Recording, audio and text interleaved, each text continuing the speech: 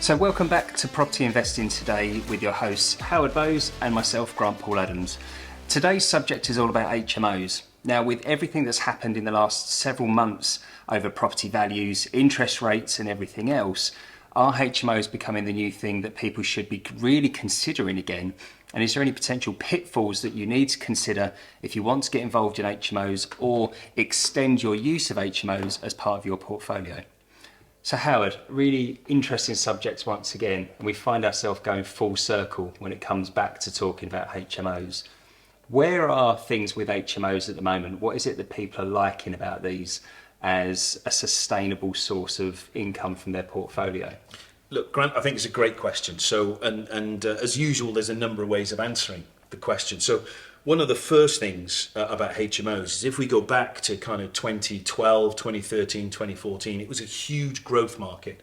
It was a time when you could get if you knew what you were doing, you could get a full commercial valuation on a 5-bed HMO. And we all know that over time that became more and more difficult and it rose the bar. And then it was only sui generis, 7-bed above, that would get commercial vals for a while and then tapered back down to maybe a 6 that looks commercial. And so there's a huge amount of change. And what we've seen now is a huge amount of change in the market again. First of all, because we've seen valuers being more cautious. Yeah, big thing. Valuers are looking at the fact that, first of all, obviously around the COVID time, there was a question mark over people of not the same household living and sharing facilities together. Mm-hmm. And actually, HMOs through COVID were reported on quite negatively by some valuers, not all, but some. There was specific guideline from RICS, from their body, to say that they should be looking at them cautiously. Then it kind of opened up again. And then we had this utility bill, the energy crisis, that has meant that they're now scrutinising what the bills are, because, of course, most HMOs are bills inclusive. So the rent will include the bills, and so the landlord picks up the cost for that. So that's been a complete turn. But there's another development in the way that this is going to go. And that is because of all of the news and all of the hype and the way that people are now approaching their living costs, there's actually a bigger drive for HMOs. Yeah, there is. Absolutely. So what we're actually seeing is we're now seeing in certain cities where HMOs are popular and work well, we're seeing a sharp increase in the rental income that can be achieved. Mm. And we're seeing tenants that are willing to live in a HMO with bills paid and pay the same amount as they would to rent a 1-bed flat plus bills. So actually, the cost of a 1-bed flat in rental has gone up, but pro rata, the cost of a room in a HMO with bills paid has gone up more significantly. Yeah, and it's like you said, I think we saw this a lot not over COVID, but towards the end of COVID, where the valuers were being a bit more cautious about the idea that they didn't believe HMOs were sustainable anymore and people would be requiring flats instead. But all of a sudden, we've gone out of one crisis into another, and this seems to be the antidote to that problem at the same time. Exactly. So the key point is knowing how to value the HMO. For mortgage purposes, when you want to, if you're buying a property, you're going to repurpose it as a HMO, carry out a refurb. If it's in Wales or if it's in certain areas of England or a certain size, it will need planning. And so you go through all of that process. What you want to know is the end value, don't you? Exactly. So that's a question that I would say people send me a lot. During the week, I must have at least 3 inquiries, which doesn't sound a lot, but when it's all around the same subject, you start to see a trend. How, generally speaking, would someone work out a GDV? If there was like a formula that you could generalise and work towards. Obviously, I know it's difficult because you've got area-specific data, you've got room-specific data. It can be quite tricky, but if someone was to work out a ballpark figure for what they could achieve, say it was say a 7-bed and above, how would they actually do that? Yeah, great question. So like you say, first of all, you want to establish what size your HMO is, okay? So, and there's various aspects to this. If you're in England in an Article 4 area, you can argue that you can get a yield-based or income-based value from a 5-bed and upwards HMO. Yeah. If you're in an area that's not Article 4, you've got a 6-bed HMO, but perhaps they're all en suite. Or there's another aspect of it that makes it look and feel like a commercial building. You can, again, normally with the right lenders and right valuers, you can justify a commercial valuation. So valuation based on income or yield, okay? If it's 7-bed and above, that's clear. And for Wales, normally 5-bed and above is clear, because everything in Wales is the equivalent to Article 4 in England. So when you're looking at it, let's look at the commercial valuations first. So with a commercial valuation, we see lots and lots of investors come to us asking us for a multiplier, a 8 times income, 10 times income. And the fact is let's switch this on its head. Rather than try to speak that language and then, let's speak the language of the RICS valuers, right? Let's learn how they do this. So makes more sense. Exactly. So that's what we prefer. So what we're looking at really is looking at a yield-based valuation. So what you'd want to do is identify in your area what the anticipated yield of a HMO is. And you'll normally come back with 2 potential figures, because valuers will, if you ask a valuer the right question, they'll give you the information first of all. So yeah, of course. Maybe not on the day that they're inspecting your property, because they're recruited by the bank and they're there to feed their information back to the bank first.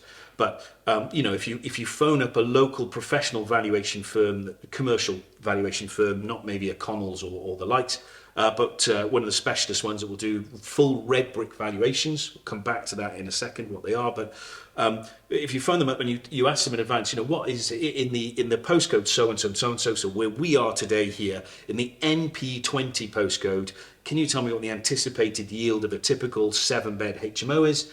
A valuer is going to tell you the figure. Now, the valuers will work on 2 different numbers.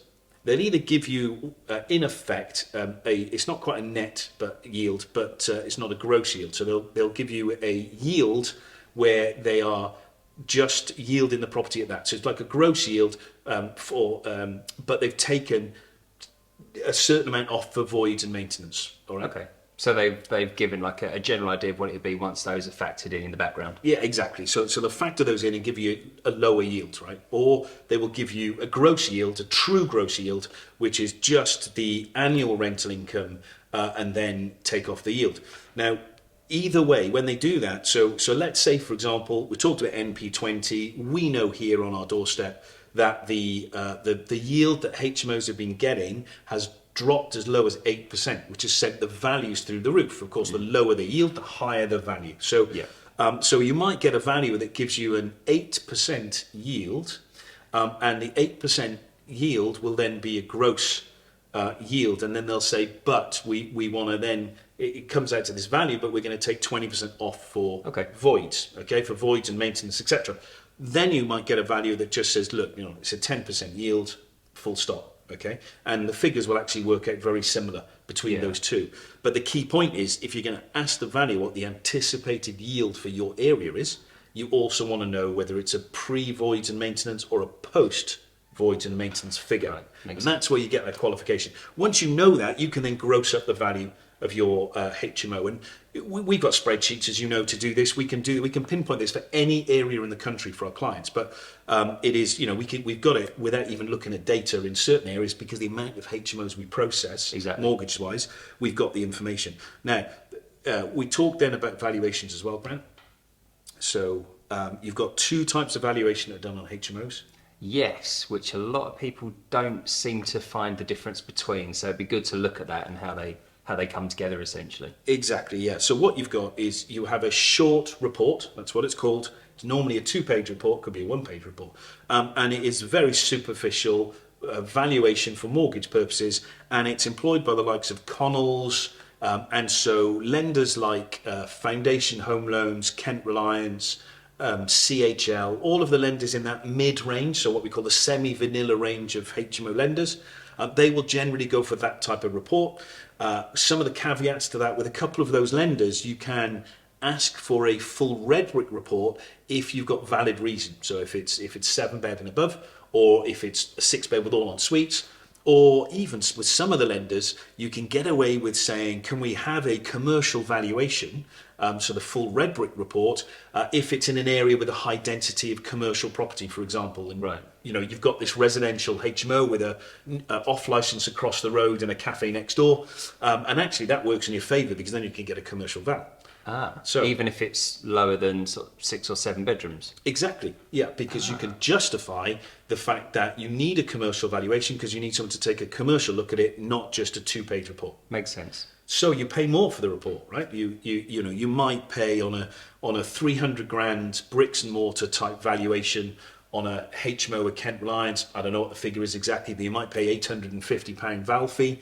And on a commercial val, the costs have gone skyrocketing now, and you might pay £2.5 grand, £2,800 for the same thing.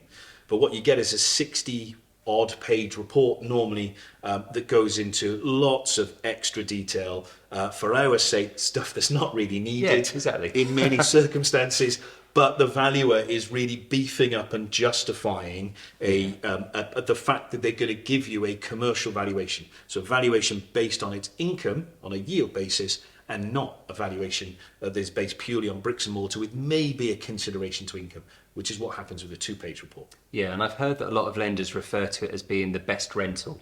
So it'd be bricks and mortar valuation for a 6-bed as standard with a lot of them, but they will factor in the best rental for that as well, as it is getting a lot more than it would on a standard type of buy-to-let property, for example.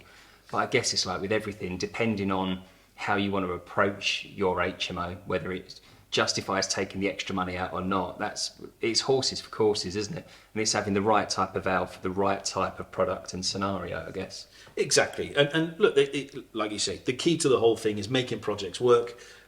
You should always be beginning your project with the end in mind. So you want to look at what is this property going to be worth when it's done? If you're doing a refurb on it, what's it going to be worth when it's done? And then work your way back from there. If you need to aim to get all of your money out of the project, nothing wrong in that, as long as your figures stack and you buy right and your refurb comes in on or near to budget and those things work for you, then you can get the commercial valuation and you can get most of your money back. Because of course, what's interesting about it is quite often the commercial valuation actually works out to be significantly better than the bricks and mortar. So when a lender's given you 75% of a commercial val, that could be greater than 80% or 85% of that kind of bricks and mortar looking val. So that's the one side of it. The other side, like we touched on, you got maybe a 5-bed HMO. I remember doing one recently. The illustration will prove the point. We did one recently. It was a building on a street corner, and on one corner directly opposite was a machine mart. On the corner directly opposite was a building site where they were going to be building houses for the next 2 years. Just to the right of that was a quick fit, and directly next door to it, on the same side of the road, on the other corner there, was a Chinese takeaway, and on the other corner, almost adjoining it behind it, was a glass factory. You couldn't have got more commercial. This property was really commercial. And the clients of ours, they weren't clients of ours when they first came to us. They went to a variety of different brokers trying to find somebody that knew where to place this deal. Yeah. We had a couple of lenders on the table straight away that would take the deal. And even though it was a 5-bed, they would view this property purely as commercial. Now, of course, what that meant was not only were they getting a mortgage on something that, the likes of Kent Reliance and CHL wouldn't even look at, but not only did we get them that mortgage, but on a 5-bed, we also got them a full-blown commercial valuation based on its income, even though it was 5-bed, because we could justify a reason to go for a commercial valuation, not a regular one. So that's quite a big point as well. It's knowing that story around everything, isn't it, like you said? And I think that can be a big deterrent with a lot of people, because they would automatically assume that if you've got a 5-bed HMO, only bricks and mortar. If it's a 7-bed, guaranteed to be commercial. But I think if you understand the whole surroundings and the story behind it all, certainly going to the right lenders will make that big difference as well, won't it? Yeah, exactly, 100%. And then also, when you've got the lenders that we use for the commercial valuations, they will allow us to select the valuer from their panel. There are, of course, certain restrictions to that. It's not complete carte blanche, and the values will always be sensible in their outlook. The valuers are never going to give a report that they shouldn't give, but we can encourage the right valuer to go out to the right properties. So somebody that shares our rationale and what we believe the property is going to be worth, as long as we're sensible in the first place. So the idea of being able to choose the valuers certainly helps no end. With that. And look, as you know, some of the lenders, understanding what lenders use what valuers is a real big secret to the success of refinancing a HMO. If you look at certain valuers, and we dare not kind of mention them on an open podcast, but certain valuers certain lenders employ their own in-house valuers, and if when their in-house valuer is not able to attend the property within a reasonable time frame, they contract out to Allied. So their valuers are the hardest in the country. I've been doing these for 20 plus years, consistently hardest valuers out there. And then the second hardest, very close behind them, is Allied, regardless of who they're valuing for. There are a couple of areas in the country where Allied proved to be better than some of their competitors, but those areas are extremely rare. From our experience, nationwide, Allied consistently hard. Behind that, I would say using Connells and those mid-range of vanilla lenders that are in the HMO field is a little bit like playing Russian roulette. We know certain areas where they're really good with HMOs, certain areas where they just don't like HMOs. But then when you get into the commercial world and you can select the valuers from the lenders panel, then you can make sure you've got somebody that shares the rationale, and actually it reduces the risk of getting that horrible down val if your figures are realistic. Yeah. I think that's quite a key part, isn't it? Your figures have got to make sense. Otherwise, if you're just clutching at straws and going for something because someone round the corner from you told you need to do 10 times multipliers and that's your commercial val, well, then you're only going to lead to disappointment if it doesn't quite work out the way that you anticipated. But that sort of thing makes complete sense. Absolutely. And look, to talk as well about anchoring. So we have a tactic that we get some property investors, they call us up and they say on some training course they've been taught to anchor a higher property value. That is absolute garbage. Let's just put it out there. Whoever's teaching that needs to be shot. It is just the most ridiculous statement in the world. As a property professional, as a property investor, you want the valuer to have a confidence you know what you're talking about so that they can get behind you and give you a strong valuation. So if you think your property's worth £275,000, don't put down £375,000 because somebody who doesn't own a HMO has told you that on a training course. It will not anchor a higher value for you. It'll just show the valuer that you are a buffoon. And so they'll hit you hard. So true. They'll hit you hard. So yeah, we just see it time and time again. You've got to be sensible. Just use your gut, nail it. Let us help you arrive at the right valuation. We've got the tools to help with that. We've got direct links to independent RIC surveyors ourselves. We've got some fantastic data. We transact so many of these mortgages every month in certain all areas of the UK. So we can usually pinpoint a valuation very quickly, compare it to something we've done recently and say, do you know what, in your area, this is the yield. And we think your HMO is worth X, Y, and Z. And then the last thing about, valuing your HMOs, I guess, is the whole snagging piece. Yeah, absolutely. So too many times we remind clients when they're going through the mortgage process that, look, if you want to start the process as soon as possible, and so to get it underway and just delay the valuer a little bit, get the value right when the property's finished, that's great. With some lenders, you've got a little bit of leeway and the valuer can go out when it's not quite done. And the value that they use and their policy will allow you to do that. Then you've got other lenders where they will come down on you, look a ton of bricks. They want a re-inspection at cost or a new valuation at your cost if when the value goes out, it's not all done. And some of the examples, Grant, as you know, we've had examples where there have been rubble bags in the front garden waiting to be taken away. And the valuer said, the property's not finished, I want a re-inspection. Yeah. And then we've had ones where there's an electrician left his ladder up, gone for a sandwich, and all he is doing is fitting the light bulbs. Every piece of snagging was done in the property, yet the valuer reported snagging not complete, re-inspection required. Now, that's painful for the investor because it causes another delay. You've got to get the valuer back in. Yeah. The argument is the valuer's remit is to show the lender, demonstrate to the lender in the report that the property is finished. Yeah. But what I propose as well is that when a valuer is going out to a property and they're charging their £2,500 for a full red brick 64-page valuation report, or they're charging you £350 to pop out and see if you fitted the light bulb, they're on a high profit margin on a re-inspection. So don't give them the excuse, right? Get it nailed, get the valuer in when the snagging's done. And so that's important. And again, though, we sometimes get asked whether the valuer should go out when the tenants are in or before the tenants are in? Yeah, very good point. Yeah. What's your take on that? Well, I think that if the valuer goes in before the tenants, then they're not going to see the place starting to become a mess, dirty pants on the floor kind of scenario, right? They're going to see it shiny and new just as you've refurbed it. That's the best way to see it. But only the best way to see it if you're renting at market rent. If you're pushing the envelope and you're getting more rent for your HMO than the other HMOs in the area, and that's quite likely in a market now where rents are going up fast. In that situation, in my opinion, you want your HMO at least 3/4, 75% occupied and people paying, so that you can produce the AST for the valuer and say, right, I know the market rent in this area was 375 a room, but I'm getting 550 and here's my proof. Yeah. So if you're not pushing the envelope in rent, get the valuer in before the tenants are in. If you are pushing the envelope and you've got the highest rents in the area, get the tenants in, then get the valuation inspection so that you can prove that you are achieving the rents you're going for.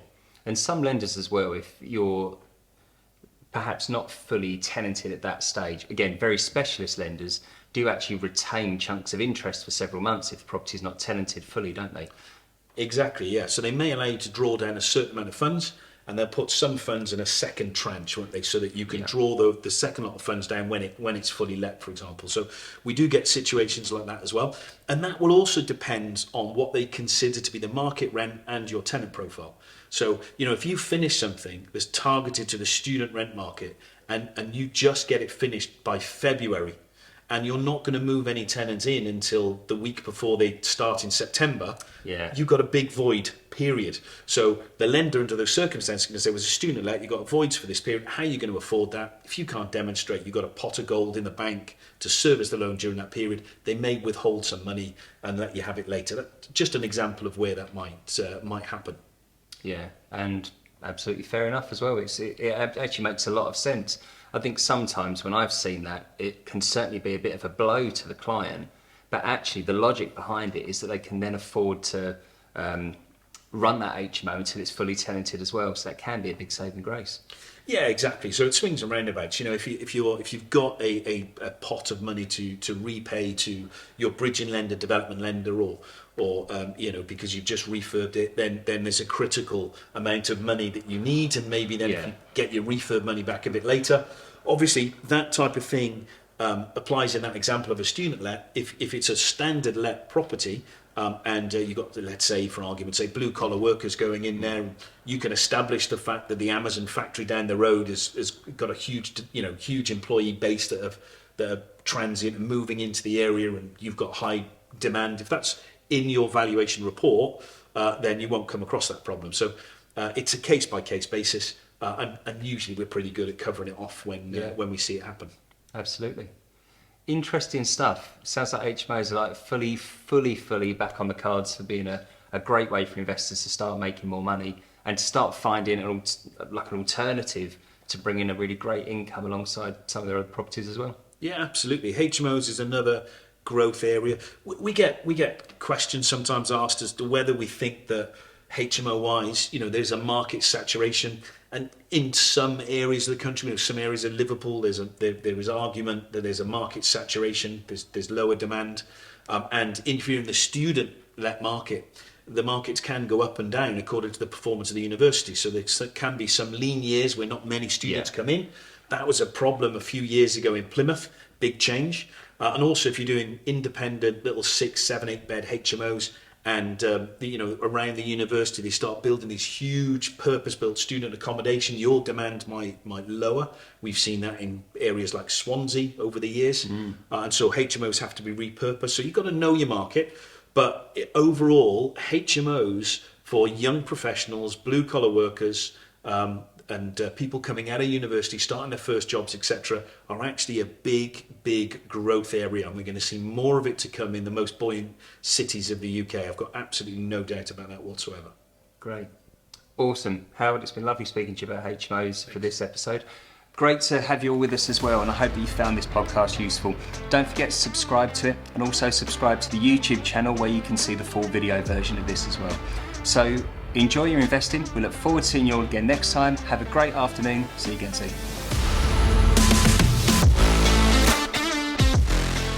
to purchase a property for investment or development? Look no further. At Harvey Bowes, we pride ourselves in finding ways to make complex and niche deals work. Making sure to explore all the possible strategies and matching the right financing structure to the needs of each investor. Contact Harvey Bowes today. Property finance by investors, for investors.